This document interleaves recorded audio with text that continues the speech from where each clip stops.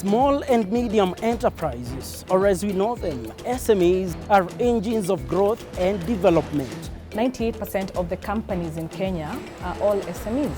Unfortunately, most of these enterprises are not able to operate to their optimum level due to the challenges they face. The financial requirements when it comes to international trade is very, very high. Most SMEs, the growth cannot really be propelled because they lack the capital. We really have to support those SMEs so that they can play their role in fostering the African economy. Welcome to the program. My name is Elijah Mwangi, empowering SMEs. And that's the focus of our show today. We shall therefore delve into issues such as access to finance for SMEs. But first, let's have our fact sheet. Today on our fact sheet, we break down the micro, small and medium enterprises. Under the Micro and Small Enterprises Act of 2012, micro enterprises have a maximum annual turnover of 500,000 Kenya shillings and employ less than 10 people. Small enterprises have between 500,000 and 5 million Kenya shillings annual turnover and employ 10 to 49 people. However, medium enterprises are not covered under the Act, but have been reported of consisting of enterprises with a turnover of between 5 million and 800 million Kenya shillings and employing 50 to 99 employees. Most SMEs fall under the informal sector, and by extension, the term informal refers to people in self-employment or small-scale industries.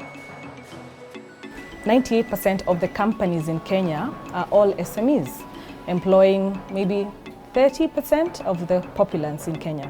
And we have a lot of young people who are coming out of schools, the universities and the technical institutions, about 1 million every year. So can all these be employed? So what happens? We have to create opportunities for them to get to start their businesses and scale their businesses. When it comes to supporting SMEs, African Guarantee Fund is one of the key financial institutions that promote economic development by providing guarantees to financial institutions specifically intended to support SMEs. We go through the bank to make sure that they unlock the potential financing that they may have for the SME. In 6 years of operation, we've been able to issue $1 billion of guarantee, meaning we were able to unlock $2 billion of financing towards the SME. And we've done so through 100 plus financial institutions. And today in our portfolio, the number of SME that were able to benefit from those guarantees are more than 20,000 in 40 countries in Africa. African Guarantee Fund, the portfolio that can be given that is unsecured would move from, oscillate from 50 to 75%. And of course, the good thing with that is that it also comes with a capacity building, a CD component that deals with capacity building. So it's not just giving you funds, but build your capacity to be able to develop some sort of resilience for the business moving forward. For the fact sheet, my name is Alex Chamwada.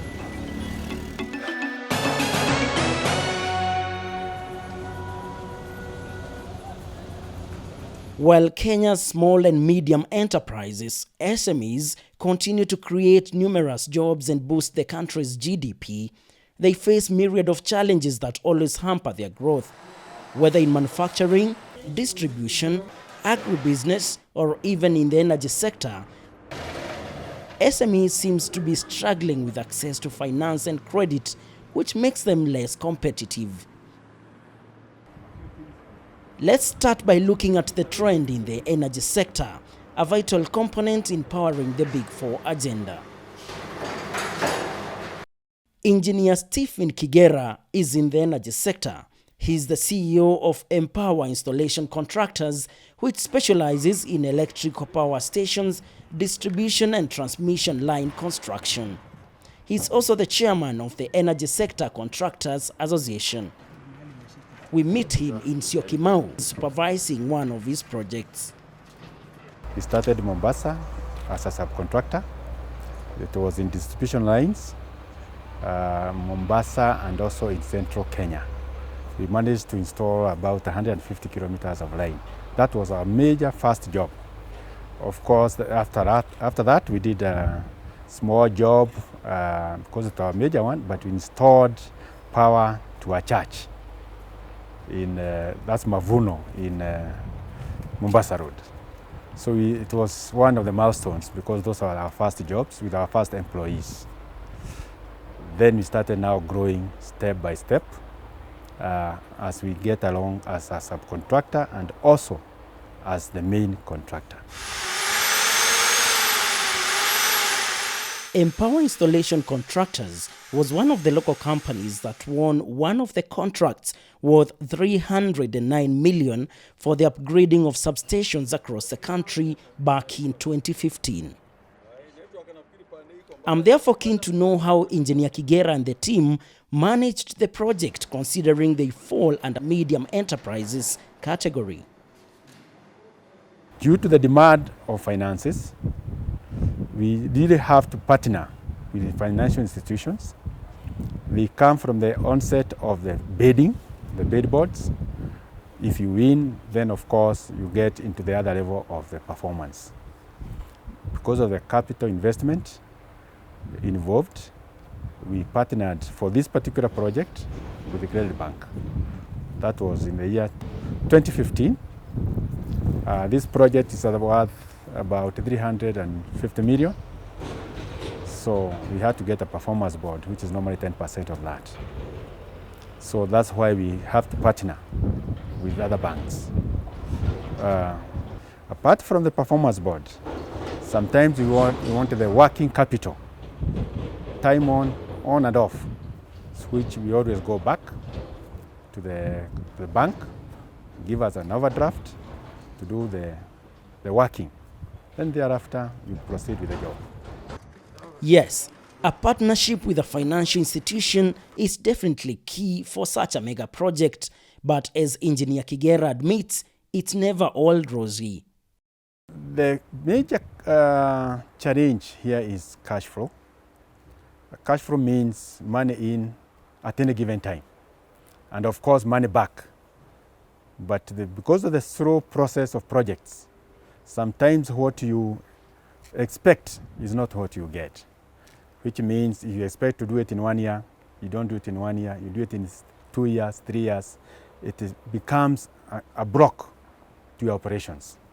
Important to note is that in 2015, Kenya Power and Lighting Company gave contracts worth 3.2 billion to local contractors such as Empower, a move that was seen as a way of building local capacity as part of the Buy Kenyan, Build Kenya initiative, empowering SMEs, so to speak. Mr. Chairman, I urge the board that by close of business on Monday, I would be able to file our submissions. Now, fast forward to 2019.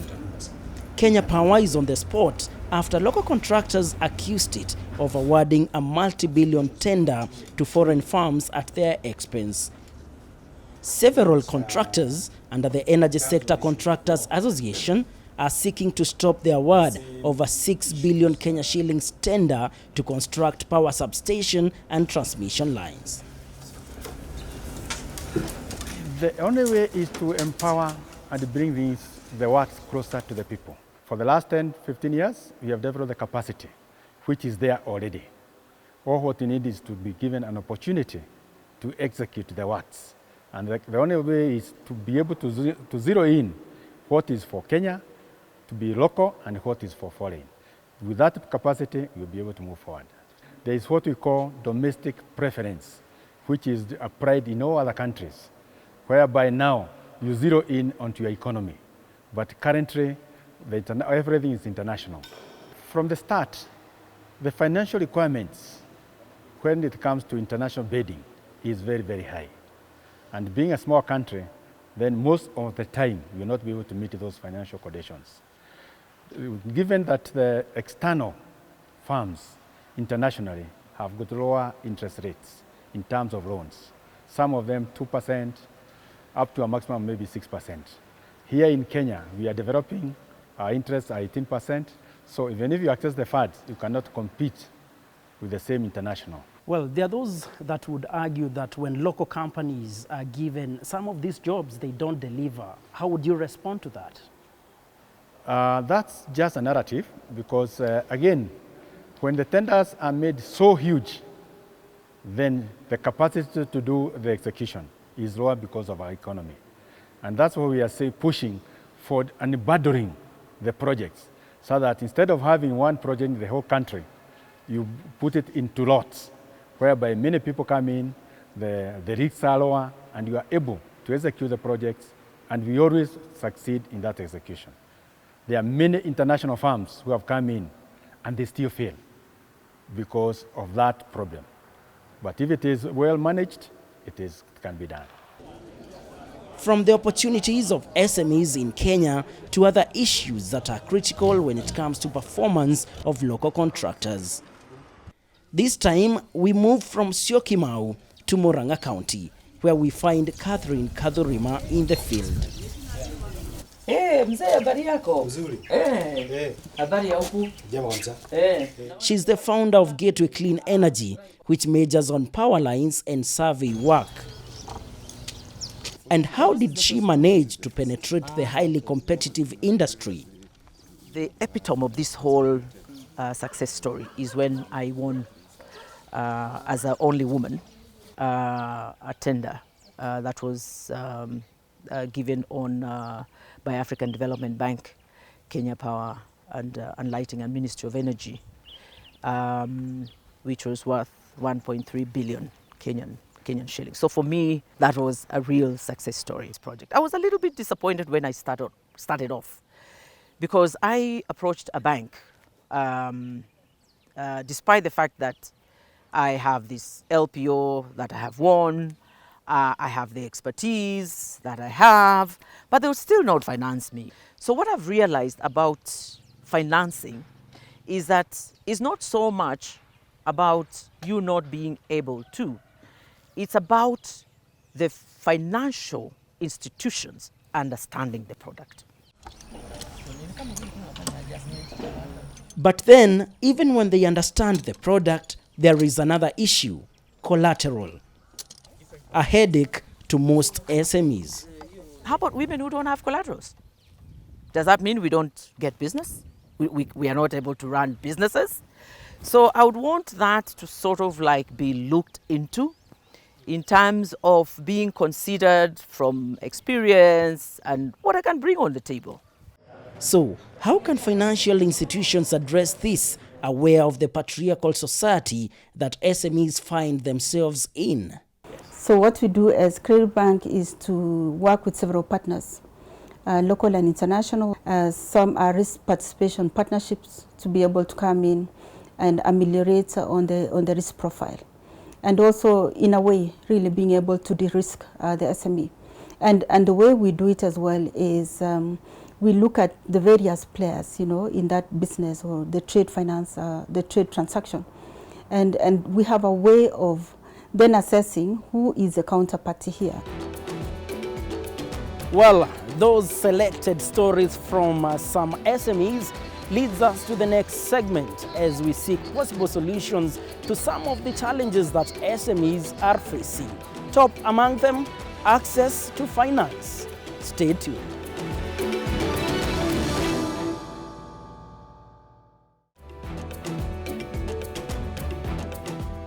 Welcome back to the program. In case you've just joined us, we're looking at empowering SMEs in the country. Time now to change the tone of our conversation from challenges to possible solutions.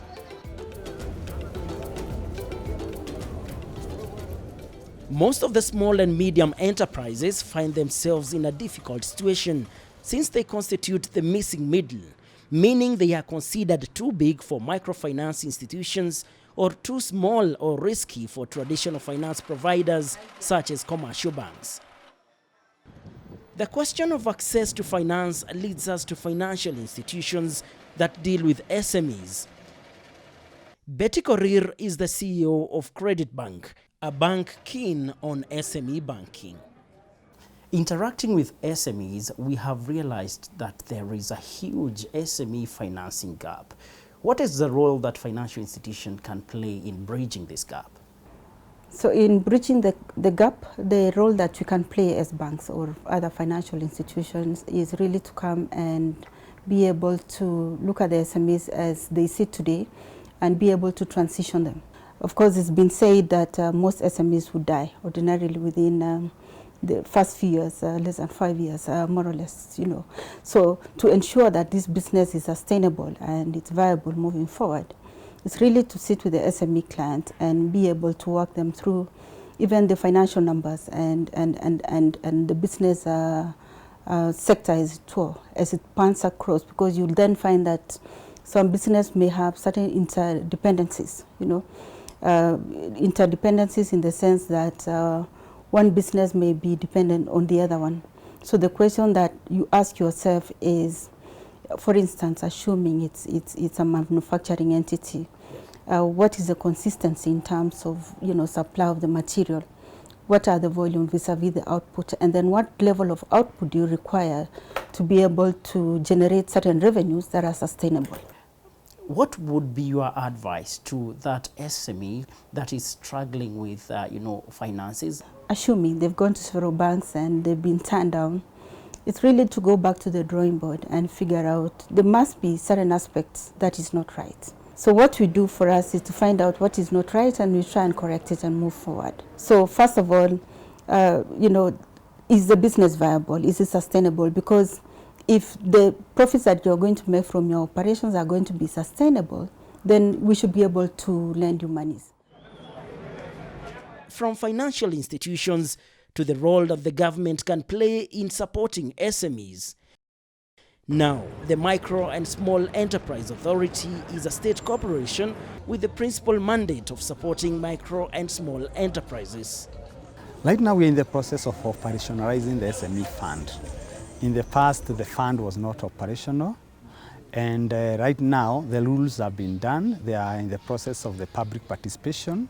At the moment that fund is operationalized, it's a fund that's basically customized for the SMEs, because the SMEs have their unique needs that cannot be met by other form of funding. First, they do not have the collaterals. Their business are not based by collaterals, and therefore we have come up with a customized fund that is able to finance the SMEs based on their needs.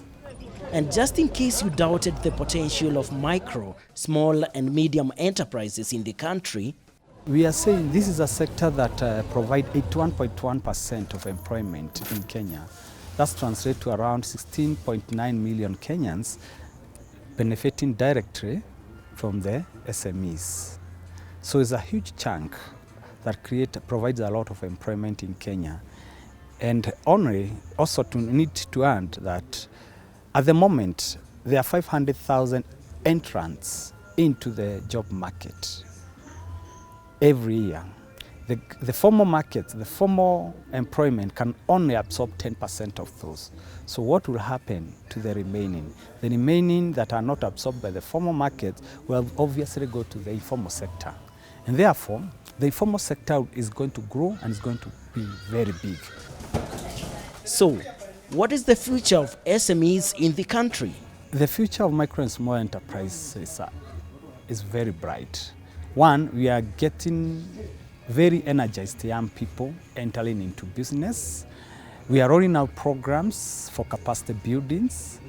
Opportunities are being created at the county level. Okay? Institutions are more responsive to SMEs issues. By establishing all these facilities, even the incubation centers, is going to really impact a lot of differences at the local level. And young people are also developing interest to do business. And then, as long as there's funding mechanism for the SME sector, it will be the game changer. Things will improve. We're very excited about our eHub, which we started in 2016. A few challenges that we have seen and that we are trying to address before we even give financing to these entrepreneurs is the general business, day-to-day business running of the company, from their cash flows, their turnovers, their human resource, their marketing. So what the eHub does is teach all these things. Then when we are comfortable that the SMEs that we have and the entrepreneurs that we have are on board with us, with whatever knowledge we're impacting, then we give them money. It's indeed a sector that requires more attention and a topic that calls for further discussion. But as we wrap up the show, we ask the SMEs experts, so to speak, what exactly do we need to work on in order to empower SMEs?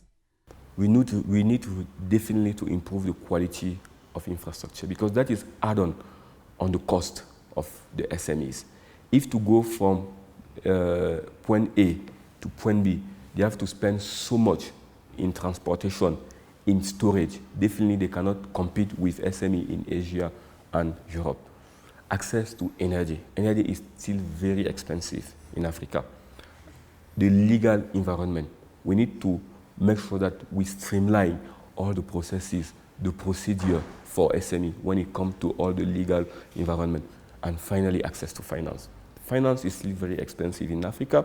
It's not just that it's expensive, sometimes it's not even available. So we need to make sure that finance is available at a better cost.